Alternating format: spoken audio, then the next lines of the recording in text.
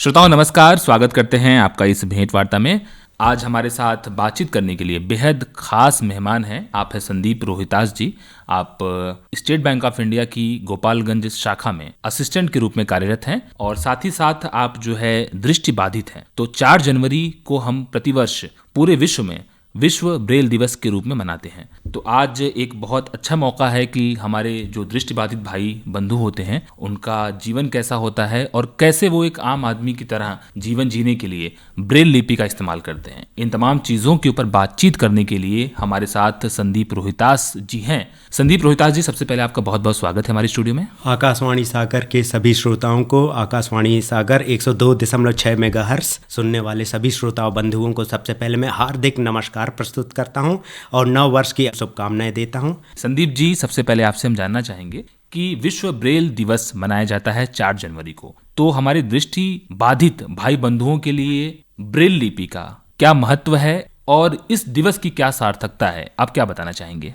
Sir, अगर हम विश्व ब्रेल दिवस के आज इस पावन पुनीत दिवस पर हम लोग चर्चा कर रहे हैं तो इसकी सार्थकता खास तौर से जो ऐसे इंसान जो संसार में आए, धरती पे जन्म लिए, नेत्र बाधित हो गए किसी कारणों के वजह से, या तो जन्मांध हुए या तो फिर पैदा हो जाने के जन्म लेने के बाद 10 साल की उम्र में, 12 साल या 15 साल या 20 साल की उम्र में लेट ब्लाइंड होते हैं कुछ लोग, तो उनके जीवन में ब्रेल लिपि की सार्थकता तो बहुत ही ज़्यादा है। क्योंकि इसके जो क्रिएटर थे, रचनाकार महोदय थे लुई ब्रेल साहब। अधिकतर सर हम ये कॉन्सेप्ट क्लियर करेंगे सुनने वाले श्रोता बंधुओं के बीच में। क्या कुछ लोग सोचते हैं कि ये भाषा होती है, लेकिन इस धारणा को हम बिल्कुल दूर करेंगे। ये भाषा नहीं है। भाषा तो अपना हिंदी है, इंग्लिश है, तमिल है, तेलुगु है, कन्नड़ है, संस्कृत है, सिंधी है।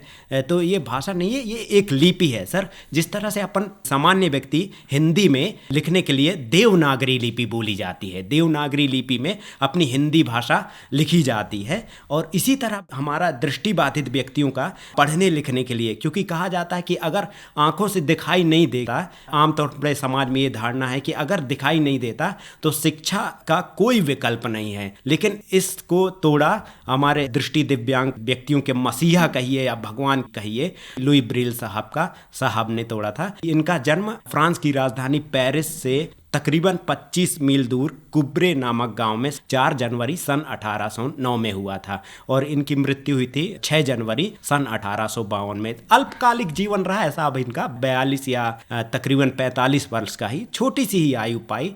लेकिन इस छोटी सी आयु में इस महान पुण्य आत्मा ने इतना बड़ा वरदान देखे गए कि साहब आने वाले जब तक इस संसार सागर का अस्तित्व रहेगा और जब तक दृष्टिबाधित इस संसार सागर में आते रहेंगे तो उनके लिए मतलब गॉड, खुदा कहिए, भगवान कहिए। जी संदीप जी, आपसे यहाँ पर हम जानना चाहेंगे कि आपने बताया कि ब्रेल लिपि ये जो है दृष्टिबाधित लोगों के लिए किसी वरदान से कम नहीं है, तो हम जानना चाहेंगे कि ब्रेल लिपि इसमें आप लोग कैसे पढ़ते हैं और कैसे ये एक इंसान को, जो आदमी देख नहीं सकता है, उसको पढ़ने योग्य बनाता है। ब्रेल लिपि के विकास में थोड़ा हम सरसरी तौर पे प्रकाश डालते हुए ये कहेंगे कि वैसे तो इसके तो जो सही आविष्कार है कि वो लुई ब्रेल साहब को ही अब ये पूरा विश्व मानता है, लुई ब्रेल साहब। लेकिन तमाम धारणाएं हैं। कुछ लोग कहते हैं कि इनका जो आविष्कारक थे वैलेंटाइन होय करके, ये भी फ्रांस के ही रहने वाले थे। लेकिन जो वैलेंटाइन होय ने ये लिपि ईजाद की थी तो वो मोटे कागज में उभरे हुए अक्षरों को, लेकिन ये बहुत जटिल प्रक्रिया रही है। और फिर कुछ लोगों का मानना रहे, जो मिसकंसेप्शन है इस चीज़ में, कि विलियम मून रहे, इन्होंने 1845 में इस लिपि को बनाया था जो कि रोमन अक्षरों में थी। लेकिन सबसे बड़ी बात कि ये बहुत जटिल था, इसको सीखना इतना आसान नहीं था।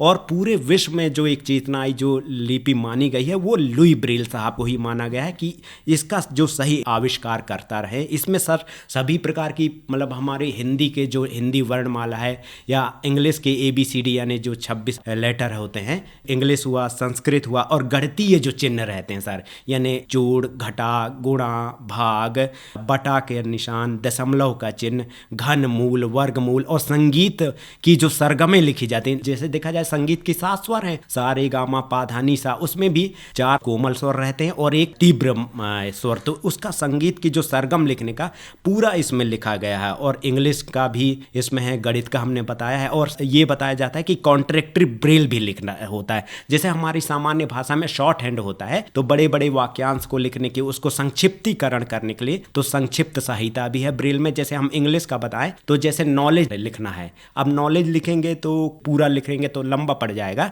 तो ब्रेल में अगर लिखना तो सिर्फ के लिख दिया जाएगा तो वो नॉलेज ही हो जाएगा। और या तो वर्क लिखना है तो वर्क का है WORK, ये पूरा है इसका WORK। तो अपन ब्रेल लिपि में क्या करेंगे, वर्क लिखना है इंग्लिश में तो .5W लिख देंगे तो वर्क पढ़ा जाएगा। या ऑलवेज होता है तो ALWAYS ना लिख के सिर्फ ALW लिख दिया जाएगा तो वो ऑलवेज पढ़ा जाएगा। जी जी, आपने बताया कि ब्रेल लिपि में कैसे लिखा जाता है ताकि उसको आसानी से एक दृष्टिबाधित व्यक्ति पढ़ करके सामने वाले व्यक्ति को अपने विचार साझा कर सकता है, जी जी, अपनी भावनाएं बता सकता है कि वो क्या कहना चाहता है। जी जी जी जी। तो आपसे ये जानना चाहेंगे कि आपको जब ये मालूम चला कि आप दृष्टिबाधित हैं, जी, और दृष्टिबाधित निश्चित रूप से एक आम इंसान से थोड़े अलग होते हैं, चुनौतियां होती हैं, जी जी, भले ही हम कह लें कि कितने भी साधन संसाधन तकनीकी का विकास हो जाए, लेकिन फिर भी कहीं ना कहीं चुनौतियां होती हैं। जी जी। तो आपने इस चुनौती का सामना कैसे किया, और आप चूंकि एक उदाहरण भी हो सकते हैं लोगों के लिए, आप एक मिसाल भी हो सकते हैं लोगों के लिए, क्योंकि आपने न सिर्फ पढ़ाई की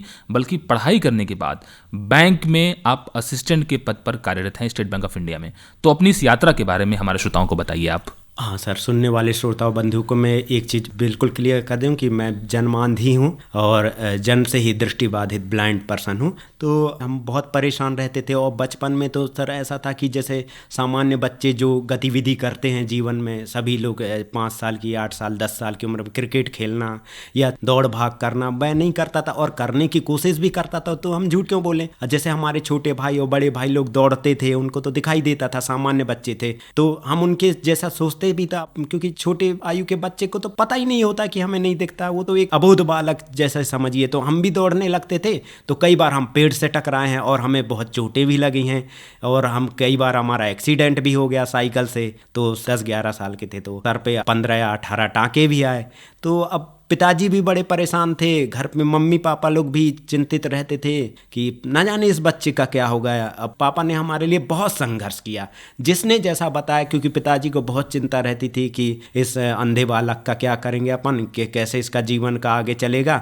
तो किसी ने बताया कि आप इनको उत्तर प्रदेश ले जाइए, अलीगढ़ या सीतापुर अस्पताल है वहाँ आँखों का नेत्र चिकित्सक। पापा ले गए और 2-2 महीना 4-4 महीना मेरे साथ रहते थे, ऑपरेशन चलता। हमें ग्लूकोमा हो गया था बचपन में, तो वो तो थोड़ा आज हमारा जितना, अभी हमारी तकरीबन 39.5 साल की आयु हो चुकी है, तो अभी हमें थोड़ा 10% या 12-15% जो विजन है तो वो बच गया। तो संदीप जी, यहाँ पर आपसे जानना चाहेंगे कि आपने जब ये जाना कि आप नेत्रहीन हैं, दृष्टिबाधित हैं, तो शिक्षा को आपने एक अपने जीवन में एक उम्मीद की लौ के रूप में कैसे प्रज्वलित किया, और कैसे उसकी रोशनी से सहारा लेकर के आप इस पद तक आए? हाँ सर, क्या है सर कि हमको मंद दृष्टि मतलब वो है, आंशिक रूप से हम थोड़ा बहुत देख सकते हैं 15-20%। तो पहले हमारे मम्मी पापा को भी नहीं जानकारी थी कि ऐसे बच्चों के लिए कुछ विशेष विद्यालय होते हैं, यानी कि इंग्लिश में बोले तो स्पेशल स्कूल कहते हैं। तो हमारे पिताजी लोगों को ज्ञान भी नहीं था। पहले तो हम अपने छोटे भाई और बड़े भाई था सामान्य स्कूल में जाते थे, तो किताब जो प्रिंट वाली, तो नर्सरी पहली दूसरी में तो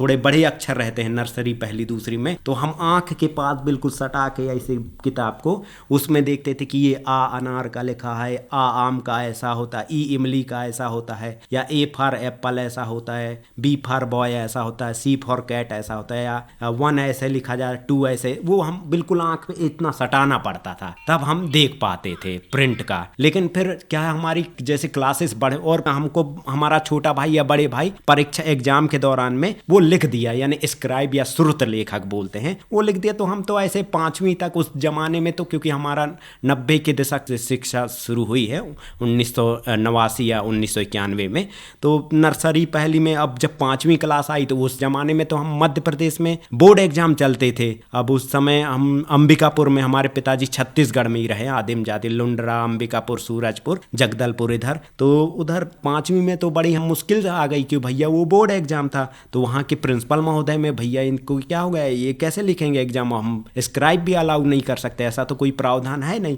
तो खैर बड़े भाई को दिया, तो वैसे ही मतलब सर 38% या 40% अंक बाय ग्रेस मार्क से 45% अंकों से हम वैसे पास हो जाते। और बाकी हमारी जब मुख्य शिक्षा बोलें तो जब हम सर स्पेशल स्कूल में गए, यानी school for the blind relief association JPM senior secondary school, जो कि दिल्ली में है, हजरत निजामुद्दीन ओबराय होटल के पास, नई दिल्ली 3 लगता है, वहाँ से हमारी मुख्य शिक्षा प्राप्त हुई। शिक्षा क्या है, शिक्षा पाके इंसान कितना अपना प्रगति कर सकता है, जीवन को अपना बेहतरीन बना सकता है, ये हमने जाना अपने दिव्यांग स्कूल यानी स्कूल फॉर द ब्लाइंड से, JPM senior secondary school for the blind relief. Sandeep ji, ऐसा लगता है कि आप गीत संगीत और रेडियो से बहुत जुड़े हुए हैं, तो अपने इस संस्मरण के बारे में आप हमारे श्रोताओं को कुछ बताइए कि आपके मनोरंजन का स्रोत क्या होता है। जी सर, क्या है सर, देखिए जैसे गीत संगीत हुआ, रेडियो तो हमारे जीवन में ये कहेंगे कि रेडियो कोई मतलब ऐसा नहीं सर, रेडियो हमारे लिए भगवान है,